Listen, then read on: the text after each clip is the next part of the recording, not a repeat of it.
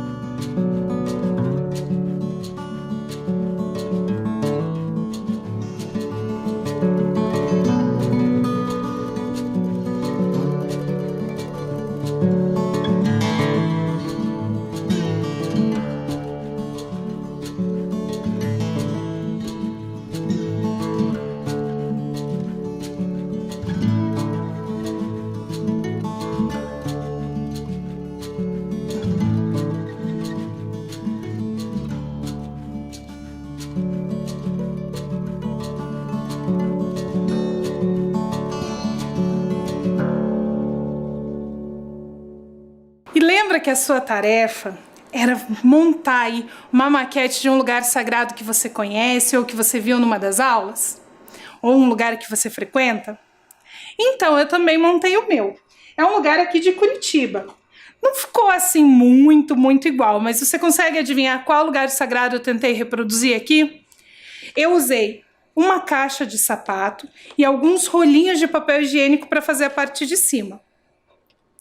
Eu tentei reproduzir aqui na minha maquete a primeira igreja batista de Curitiba, que eu fui visitar no ano passado junto com as professoras de arte, e nós fomos lá para conhecer os vitrais da igreja e conhecer como que ficou a construção depois de pronta. E é uma igreja muito bonita que vale a pena a gente conhecer. Então, fiquei curiosa para saber como que ficou a sua atividade, como que ficou o seu lugar sagrado.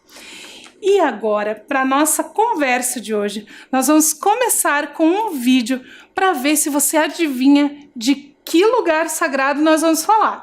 Então, presta atenção nesse vídeo.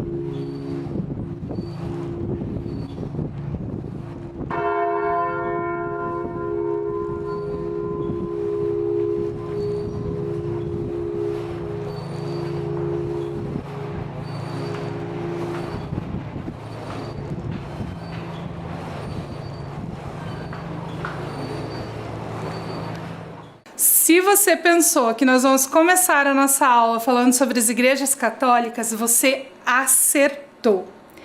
Nós vamos começar a nossa conversa falando sobre o lugar sagrado do catolicismo. E aí eu tenho uma pergunta para você. Por que as igrejas católicas têm sinos? Você sabe me responder? Eu encontrei a resposta para essa pergunta. Vamos ler juntos a resposta? Há séculos, os sinos têm uma função nas igrejas. Geralmente colocados em campanários, eles têm o objetivo de chamar os fiéis para a missa. Em alguns lugares, os sinos também informam as horas. Então, o sino da Igreja Católica, ele foi colocado nesses campanários, nas torres, inicialmente com a função de chamar os fiéis para a hora da missa. Então, quando dava o horário da missa, o sacristão ou o padre iam lá e balançavam o sino para chamar as pessoas. Isso vem de uma época em que as pessoas não tinham relógio. Primeiro não existiam os relógios e depois os relógios eram objetos muito caros. Então, a igreja tocava o sino para avisar as pessoas. E tinham formas diferentes de tocar esse sino. Para a missa de domingo, para a missa de Natal, para a missa de Páscoa, para a missa fúnebre quando alguém falecia. Havia formas diferentes de tocar esse sino. Passado algum tempo, algumas igrejas também passaram a tocar o sino para marcar as horas. Por exemplo, 1h, uma badalada. 2h, 2 badaladas. E assim ia, marcando as horas. Em algumas cidades, isso era tão importante que as pessoas se guiavam pelo sino da igreja.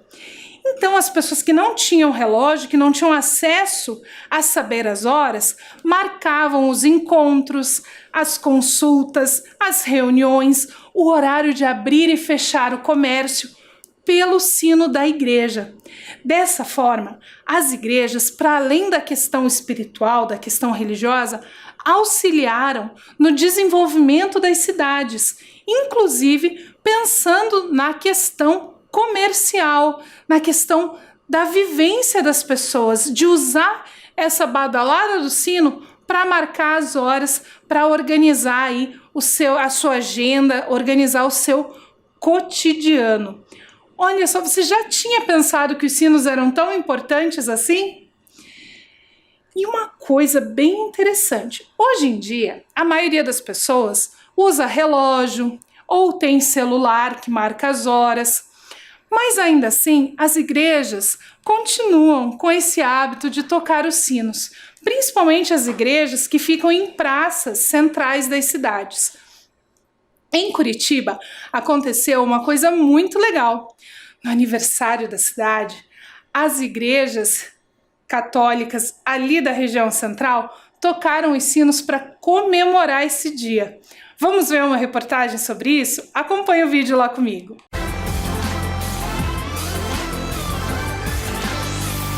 O aniversário de 327 anos de Curitiba foi de casa vazia. O centro histórico, um dos tradicionais pontos de encontro de moradores e turistas, estava deserto. Neste domingo, além das atividades que estavam previstas para a comemoração do aniversário da cidade, seria o último final de semana do Festival de Teatro de Curitiba. Aqui no Largo da Ordem, além dos feirantes, haveria também grupos de teatro e artistas de rua. Mas a Covid-19 tirou todas estas pessoas de cena.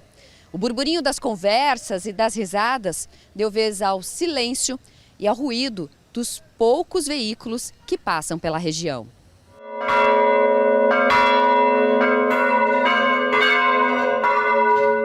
Ao meio-dia, os sinos das igrejas da região central soaram juntos. Na Catedral Basílica e na Igreja da Ordem, poucas pessoas puderam ver de perto a homenagem que ecoou pela cidade. O sino é o sinal, de Deus presente no mundo, uma voz que chama, não só com o sentido de dar a hora, sinalizar o ritmo do tempo, mas também no sentido de nos fazer olhar mais para Deus. Talvez o grande convite desse tempo é esse, em momentos tão difíceis e tal, né, devemos olhar mais para Deus, devemos ter mais fé, mais esperança, né, e quem sabe, né, termos também uma capacidade de neutralizar muitas vezes notícias que são ruins, que nos fazem mal. Os sinos tocaram por 15 minutos para lembrar a data e levar a esperança de que em breve possamos voltar a nos encontrar e celebrar juntos todos os dias especiais.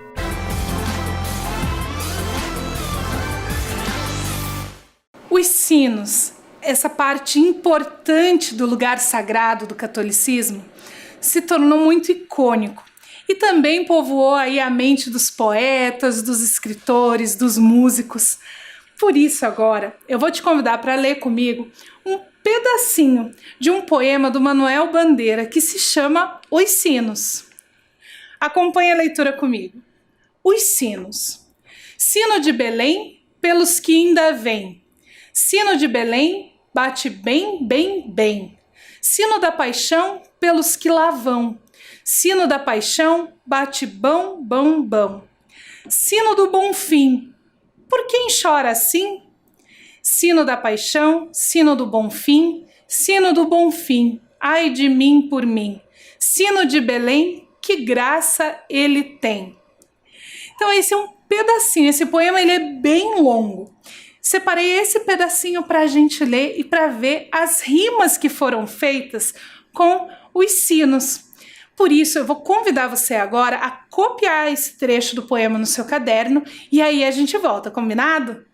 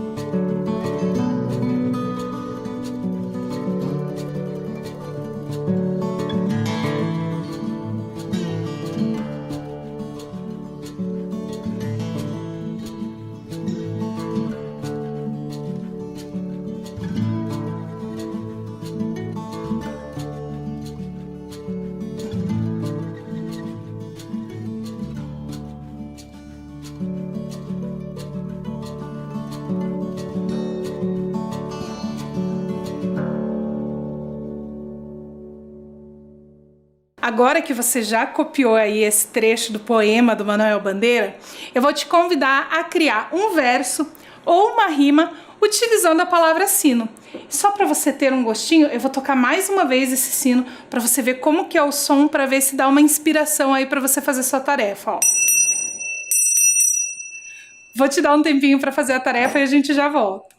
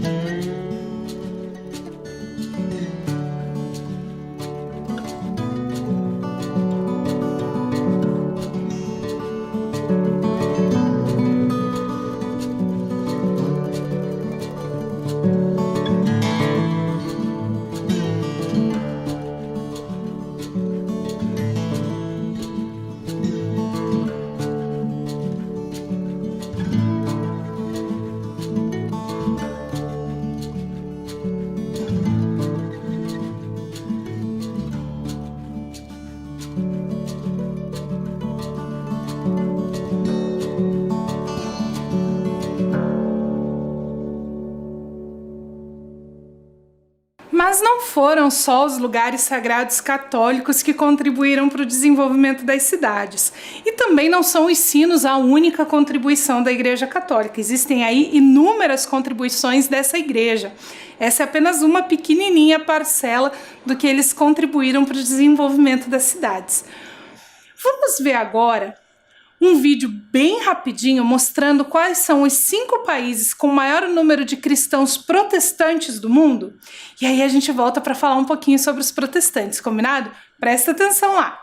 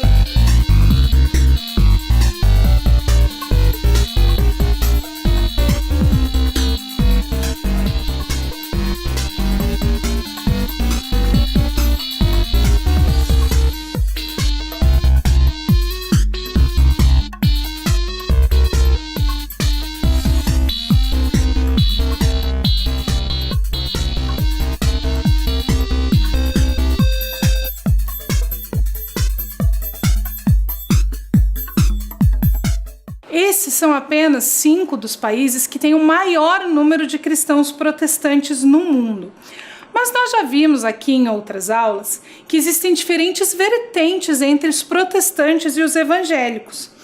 Acredita-se que no Brasil hoje, as igrejas evangélicas representam 13% da população e tem mais de 23 milhões de fiéis. Isso contando as várias ramificações desses grupos, que seriam os presbiterianos, luteranos, metodistas, adventistas e batistas, isso dos protestantes. Aí nós temos também o que são denominados evangélicos. Vamos ler juntos uma explicação sobre essa diferença? Na América Latina, usa-se a expressão evangélicos para indicar as religiões cristãs que se originaram da reforma ocorrida na Europa. Há pelo menos 2 blocos importantes, o protestantismo histórico e o pentecostalismo. Então, esses 2 blocos se dividem em muitas religiões. Dentro do protestantismo histórico, nós temos os presbiterianos, metodistas, batistas, adventistas e luteranos. E dentro do pentecostalismo, nós temos várias religiões, como a Igreja Universal do Reino de Deus, Assembleia de Deus, Congregação Cristã do Brasil e mais uma infinidade de religiões que surgem dentro desses movimentos. Esses são 2 dos blocos, mas hoje, estudando a história das religiões, nós já vemos vários outros. Mas hoje nós vamos prestar um pouquinho mais de atenção na Igreja Adventista. Nós vamos conhecer um pouquinho do trabalho social realizado pela Igreja Adventista do Sétimo Dia. Eles têm um trabalho social enorme e hoje nós vamos ver um pedacinho dele. Assim como outras religiões, os adventistas contribuem para o desenvolvimento das cidades. Mas muitas vezes é preciso ir além do espaço físico do lugar sagrado. Então, muitas vezes, as religiões, de maneira geral, têm o seu lugar sagrado. E eles cuidam com um trabalho social, com um trabalho voltado para a comunidade, naquele entorno. Mas, às vezes, a necessidade está um pouquinho mais longe. E, por isso, é preciso sair daquele lugar sagrado e ir até onde a necessidade está. E é isso que nós vamos ver agora com esse vídeo da ADRA, que é uma das organizações da Igreja Adventista e que leva ajuda aonde as pessoas estão precisando. A Amazônia, considerada o pulmão da Terra, fascina pela biodiversidade natural. Animais e plantas e rios extensos chamam a atenção. Rios como o Manacapuru, afluente do Grande Solimões, levam até gente que tem histórias de gratidão. Eu moro aqui há 5 anos e só teve uma vez que, pela prefeitura, que veio trazer uma equipe médica E agora é você, né, que estão indo para cá para nós, que sempre a gente espera, né? Acho que sem esse trabalho dentro do rio aqui, né, que as comunidades são longe, acho que se não fosse contar mesmo com o prefeito, é nota 10 o trabalho de vocês. O jovem não ia a um dentista há 2 anos. Sua realidade mudou com o atendimento da lancha Luzeiro 26, sob coordenação da ADRA Amazonas, a Agência Humanitária Adventista. O acesso não é fácil. Dominguinho é uma comunidade distante mais de 2 horas de barco, sem energia elétrica durante o dia. As voadeiras, barcos a motor, chegam a 80 km por hora no rio e agilizam o transporte de quem ajuda. São voluntários como Cione Duarte, dentista de Manaus que já auxiliou até na Bolívia. Na lancha, ela faz tudo o que pode para dar um sorriso mais bonito aos ribeirinhos. Eu senti a necessidade das comunidades, das pessoas ribeirinhas e vi que eu poderia colaborar com isso. Então isso daí me motivou muito. E desde a primeira viagem eu nunca mais pensei em outra coisa a não ser assim, participar dos projetos missionários da Luzeiro. O projeto missionário é uma bênção na minha vida, sabe? Eu consigo conciliar o meu trabalho particular e esse projeto missionário de doação às pessoas mesmo, doar a sua vida. Eu amo fazer esse projeto, estar nesse projeto, assim, é a minha vida. O trabalho da ADRA com a Luzeiro leva literalmente esperança a 32 comunidades e cerca de 2.100 pessoas. O futuro promete mais trabalho. A esperança é dupla no trabalho da lancha. Uma é a manifestada por Cleude Salles, 4 filhos, agricultora de uma das comunidades. Para nós aqui, custa parecer médico, né? Tem vezes que o prefeito que manda uma vez por ano vir um médico para cá, parece uma vez por ano. E, então foi bom que nós fomos bem atendidos, né? Eles atenderam nós bem, passaram quase 2 dias aqui atendendo. Para mim foi bom. Os 3 anos que eu não ia assim no médico, né? Aí eles vieram aqui, aí eu fui. Eles passaram o remédio para mim, que eu tinha doce no pé da minha barriga, né? E me deram um remédio. Aí eu melhorei.